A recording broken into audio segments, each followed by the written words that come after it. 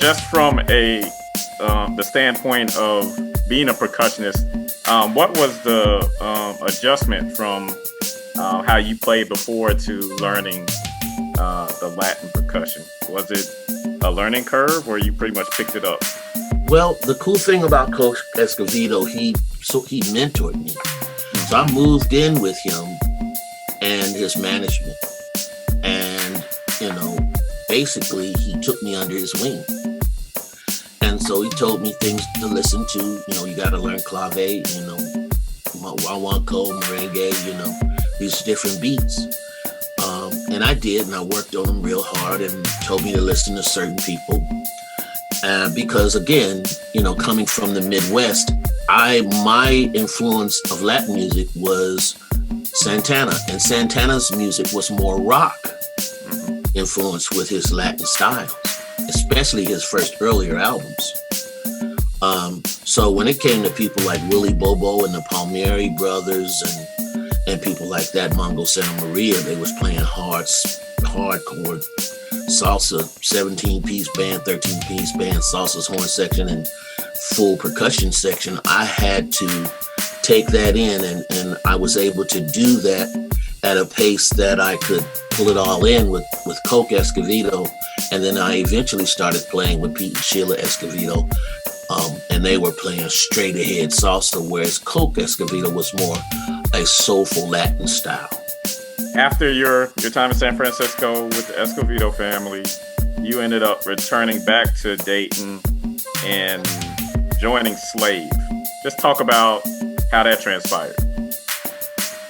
Well, prior to going out to the Bay Area, I was in a local group called the Young Mystics.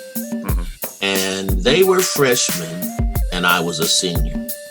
This is the great Mark Adams, bass player, who eventually went with Slave, and Floyd Miller, who also was in Slave, and Thomas Lockett, who was also in Slave playing horn. Floyd played trombone.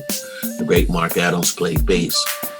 So we would had this local band together with some other people, but we were all in sixth period together, music class, with Danny Webster, who was the guitarist from Slave, and also Mark Hicks, the guitarist from Slave. So we all would be in sixth period jamming together. We would bring our equipment. They would let you bring your drums, and I'd bring my drums, and we would jam together. That being said, we had a local band, and I had graduated. They were still in school. We had this janky manager dude. So I decided, well, I'm going to go out to the West Coast, see if I can make it. They were still in high school. So time goes on.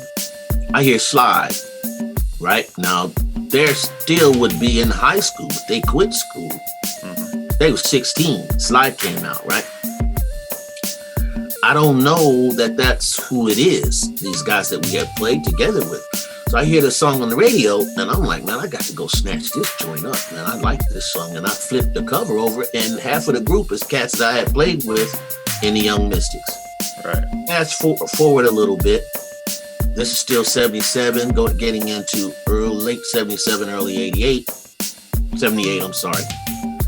I get a call from them. They said, we're going to do a drain. You're going to change drummers. Man, we'd love for you to join the band. And I was just finishing my tenure with the Escovedos, because I started playing with Pete and Sheila Escovedo as well, doing the straight ahead salsa thing. That was coming to an end. So I moved back to Dayton, joined up with the group, went to Jersey, because Slave was a combination of Dayton and New Jersey. Stevie Washington, Kurt Jones, Starlina Young, they were all from New Jersey, East Orange. So that's what it was a combination of mostly cats from Dayton and East Orange. Stevie Washington was the leader of the group, first leader. Anyway, so then I joined the band and went immediately out on the road. And then my first recording with the band was on an album called The Concept. And that was later in 78. And you can definitely hear the Latin percussion influence on Thank You, Lord. Absolutely. That's definitely me. showing honor and respect and the influence that the Escovedos had on me, for sure.